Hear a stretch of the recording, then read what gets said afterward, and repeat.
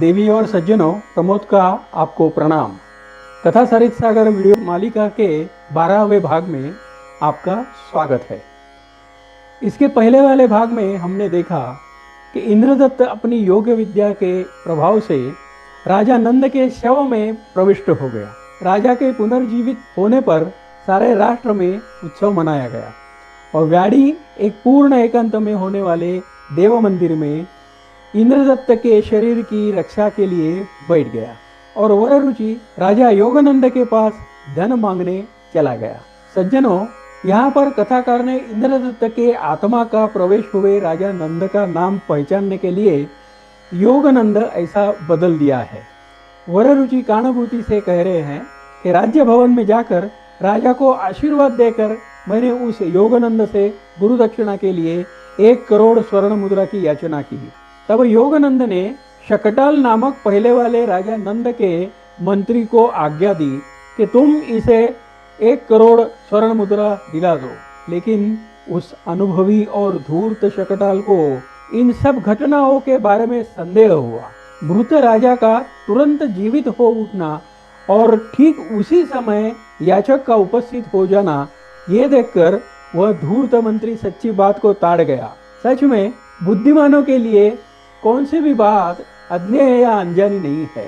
मंत्री शकटाल ने कहा कि राजन, मैं इसे स्वर्ण मुद्रा थोड़ी ही देर में देता हूँ। ऐसा कहकर उस दूरदृष्टि होने वाले मंत्री ने यह सोचा कि राजा नंद का लड़का अभी बालक है और राज्य के शत्रु भी बहुत है, अतः इस नकली राजा के शरीर की अभी रक्षा करनी चाहिए। कहीं कार्य हो जाने पर यह परकाया प्रवेशी भाग न जाए। यह निश्चय करके उसने तत्काल राज्य के सभी मुर्दों को एक एक करके तलाश करके जलवा दिया। राज्य के गुप्तचरों ने ढूंढ ढूंढ कर मुर्दों को जलाना शुरू किया। इसी प्रसंग में देवालय में पड़े हुए इंद्रदत्त के शव को भी व्याड़ी से छीनकर जबरदस्ती से जला दिया गया। इस बीच राजा को स्वर्ण देने में शीघ्रता करते हुए देखकर चतुर शकटाल बोला, महाराज, सारे राज्य कर्मचारी आपके पुनरुज्जीवन के उत्सव के कार्य में व्यस्त है, इसलिए यह ब्राह्मण कुछ क्षण प्रतीक्षा करे। मैं बस अभी तुरंत उसे धन देता हूँ। इसी अवसर पर व्याड़ी ने आकर राजा के सामने रोना प्रारंभ किया कि आपके इस शुभ उदय काल में अत्यंत पाप हो गया है। मेरे मित्र के प्राणों के शेष रहने पर भी योग समाधि में स्थित उस ब्राह्मण के शव को अनाथ शव समझकर तुम्हारे नौकरों ने जला डाला है। यह सुनकर शोक के कारण योगानंद की कुछ अद्भुत एवं विचित्र सी दशा हो गई। दूसरी ओर इंद्रदत्त का शरीर अब जल चुका, इसलिए उसकी आत्मा अब योगानंद के शरीर में स्थित और स्थिर रहेगी। ऐसा समझकर महान बुद्धिमान शकटाल ने उठकर मुझे 1 करोड़ स्वर्ण मुद्रा दे दी। इसके अनंतर वह योगानंद एकांत में खेद के साथ व्याड़ी से बोला कि अब मैं ब्राह्मण होकर भी शूद्र हो गया, इसलिए मुझे इस राज्य से मिली राज्य लक्ष्मी उससे क्या लाभ। यह सुनकर व्याड़ी ने राजा योगानंद को उस बदले हुए वास्तव में कालोचित आश्वासन देते हुए कहा, तुम्हारा रहस्य महामंत्री शकटाल को मालूम हो गया है, इसलिए अब पहले उसकी चिंता करो।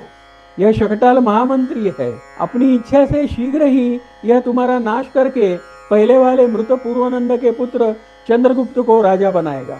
इसलिए मेरी सुनो और वररुचि को अपना प्रधानमंत्री बना दो। उसकी दिव्य और प्रतिभाशाली बुद्धि से तुम्हारा राज्य स्थिर रहेगा। ऐसा कहकर व्याड़ी गुरु दक्षिणा देने के लिए चला गया और योगानंद ने मुझे बुलाकर महामंत्री पद मुझे समर्पित किया। वररुचि कानुभूति से कह रहा है कि मंत्री पद ग्रहण कर लेने पर मैंने राजा योगानंद से कहा कि तुम्हारा ब्राह्मणत्व तो अब चला गया, परंतु उसके जाने पर भी जब शकटाल महामंत्री है तब तक यह राज्य भी स्थिर नहीं रह सकता, इसलिए नीति के साथ और वैध मार्ग से उसका नाश करो। इस प्रकार मेरी सम्मति से योगानंद ने शकटाल को अंधेरे कुएं में डाल दिया। शकटाल के साथ राजा ने उसके 100 पुत्रों को भी अंधेरे कुएं में डाल दिया। उसका अपराध यह घोषित किया गया कि उसने जीवित ब्राह्मण को जलवा दिया था। अंधेरे कुएं में मिट्टी के एक विशेष पात्र में सत्तू और ऐसे ही एक पात्र में पानी शकटाल और उसके 100 पुत्रों के लिए रख दिया जाता था। शकटाल ने अपने लड़कों से कहा कि इस सत्तू और पानी से एक का भी जीवन कठिन है, तो फिर बहुतों की तो क्या बात है। इसलिए जल के सहित इस सत्तू को वही प्रतिदिन खाया करे जो योगानंद से बदला लेने की शक्ति रखता हो। लड़कों ने शकटाल से कहा कि राजा से बदला लेने के लिए आप ही समर्थ है, अतः आप ही इसे खाया करें। यह सच है कि महान लोगों के शत्रु से बदला लेना प्राणों से भी प्यारा होता है। यह निर्णय होने पर वह अकेला शकटाल ही उस सत्तू और पानी से जीवन निर्वाह करने लगा। इससे समझता है कि अपने कल्याण की कामना करने वाले या उन्नतिशील व्यक्ति को यह समझना चाहिए कि वह अपने स्वामी की चित्तवृत्ति को, मर्जी को बिना समझे और बिना स्वामी का विश्वास प्राप्त किए उसके साथ व्यवहार न करे, जैसे शकटाल ने किया था। भूख से प्राण त्यागते हुए बच्चों की पीड़ा देखकर अन्नकूप में पड़ा शकटाल इस प्रकार पश्चाताप करने लगा और उसके देखते देखते ही उसके 100 पुत्र मर गए। उनके कंकालों से घिरा हुआ एकमात्र शकटाल वही जीवित रह गया। इतने में योगानंद भी धीरे धीरे साम्राज्य में स्थिर हो गया। तब व्याड़ी गुरु दक्षिणा वर्ष गुरु को देकर उसके पास आया। व्याड़ी ने आते ही योगानंद से कहा, मित्र तुम्हें बधाई है, नीति के अनुसार तुम चिरकाल तक राज्य भोग करो, मैं अब कहीं तपस्या करने जाता हूँ। व्याड़ी की यह बातें सुनकर गदगद कंठ से राजा ने कहा, तुम मेरे राज्य में रहकर सांसारिक भोगों का भोग ले लो, मुझे छोड़कर मत जाओ। तब व्याड़ी ने कहा, हे राजन, यह शरीर तो क्षण भर में ही नष्ट हो जाने वाला है, अतः कौन बुद्धिमान इस अनित्य उपभोगों में डूबता है। लक्ष्मी की मृग तृष्णा किसी धीरोदात्त पुरुष को मोहित नहीं कर सकती। ऐसा कहकर तपस्या के लिए निश्चय किए हुए वह व्याड़ी उस समय चला गया। वररुचि कहता है कि हे काणहुते, इसके अनंतर योगानंद अयोध्या शिविर से समस्त सेवा के सहित मेरे साथ चलकर प्रधान राजधानी पाटलिपुत्र में राजभोग करने के लिए आ गया। इस प्रकार पाटलिपुत्र में आकर उपकोषा द्वारा मेरी सेवा होती रही और साथ में ही राजा योगानंद का मंत्री बनने पर मैं माता और गुरुजनों के साथ समृद्धि का उपभोग करने लगा। पाटलिपुत्र में तपस्या से प्रसन्न होकर गंगा जी मुझे प्रतिदिन बहुत सा स्वर्ण देती थी और साक्षात शरीर धारिणी सरस्वती मेरे कार्यों में सर्वदा स्वयं सम्मति देती रहती थी। अस्तु।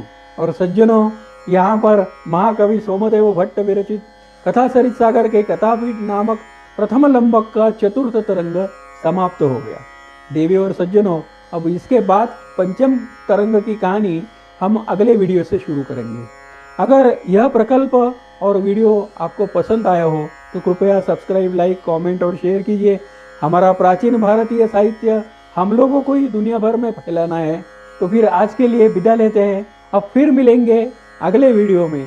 तब तक के लिए खुश रहिए, आनंद में रहिए, सेहत पर ध्यान दीजिए और सुनी हुई कहानी बच्चों को जरूर सुनाइए। नमस्कार। प्राचीन भारत की अद्भुत कहानियाँ।